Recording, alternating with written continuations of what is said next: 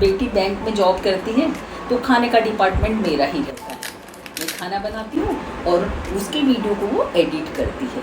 लेकिन जिस दिन छुट्टी होती है तो बेटी कहती है मम्मी आज आपकी किचन की छुट्टी है, खाना मैं ही बनाऊँगी। तो संडे था, उसने बोला आज मैं कुछ स्पेशल खाना बनाऊँगी। तो उसके लिए सबसे पहले उसने पुलाव की तैयारी की। चावल को गलाकर छोड़ दिया डबल से थोड़े कम पानी में, और फिर बनानी थी उसे टोफू की सब्ज़ी। बोले कि वो भी एक स्पेशल सब्ज़ी बननी है क्योंकि किसी को टोफू पसंद नहीं है। लेकिन बोले मैं आज इस तरीके से टोफू की सब्ज़ी बनाने वाली हूँ मम्मी कि आप सब लोग उंगली चाट चाट कर खाएंगे। इसलिए उसने टोफू को लिया और पानी से अच्छे से गलाकर उसके बड़े बड़े पीसेस काट लिए, और फिर एक फ्राई पैन को गर्म रखा और उसको थोड़ा सा तेल से ग्रीस करके उसमें टोफू को सेकने के लिए छोड़ दिया।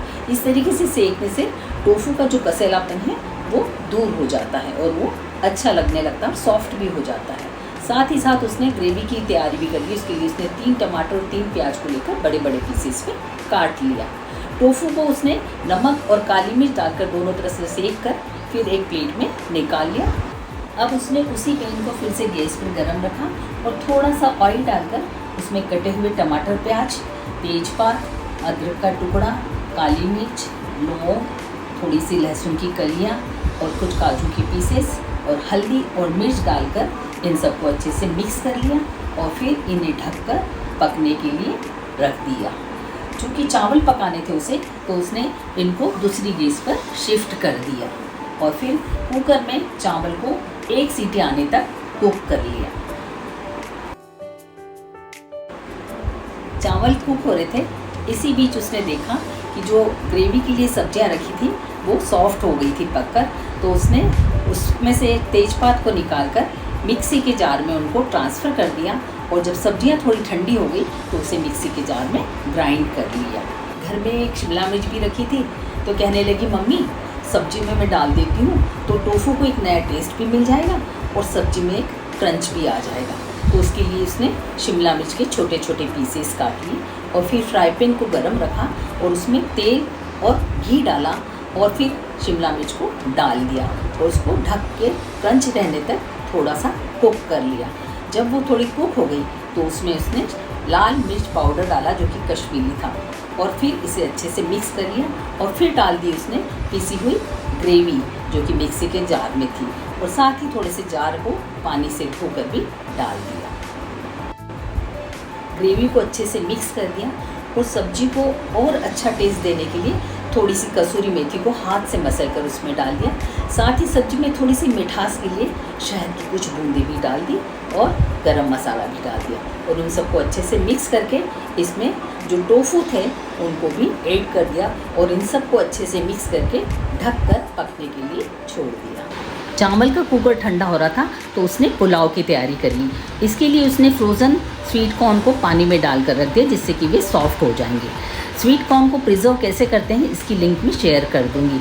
साथ ही उसे ब्रोकली भी डालनी थी तो उसने ब्रोकली के भी छोटे छोटे पीसेस काट लिया और उनको ब्लांच कर लिया। उसके लिए उसने ब्रोकली को 2 से 3 मिनट गर्म पानी में छोड़कर ठंडे पानी में डाल दिया। कुकर ठंडा हो गया था, खोल कर देखा तो चावल अच्छे से पक गए थे। उसको चूँकि टमाटर की ग्रेवी में बनाने थे पुलाव तो उसने 1 टमाटर को डालकर मिक्सी के जार में पीस लिया और कढ़ाई को चढ़ाया गैस में और उसमें थोड़ा सा घी डालकर जीरा और काली मिर्च का छोकन डाला और फिर टमाटर की ग्रेवी को डालकर उसे थोड़ा सा भून लिया और भूनते हुए ही उसमें डाल दिया जीरा पाउडर, चिली फ्लेक्स और ऑरिगेनो और इन सबको अच्छे से मिक्स करते हुए आपस में भून लिया और फिर इसमें डाल दिया स्वीट कॉर्न और साथ ही ब्रोकली भी और इन सबको थोड़ी देर उलट पुलट करके भूना और साथ ही इसमें डाल दिया नमक और फिर डाल दिए पके हुए चावल और इन सबको अच्छे से मिक्स करके ढककर दूसरी गैस पर शिफ्ट कर दिया। इस बीच पनीर की सब्ज़ी भी तैयार हो गई थी लेकिन वो नमक डालना भूल गई थी तो उसने उसमें नमक डाला और उसको थोड़ी देर और पका लिया।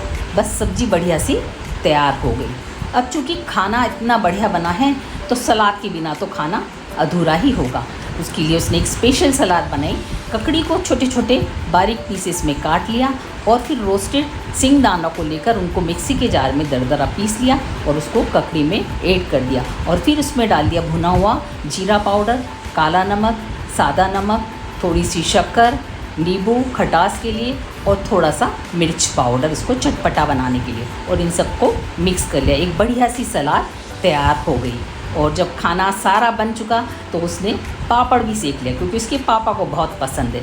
और तैयार कर दी एक बढ़िया सी लंच की थाली हम सब के लिए, हमने खूब एंजॉय किया।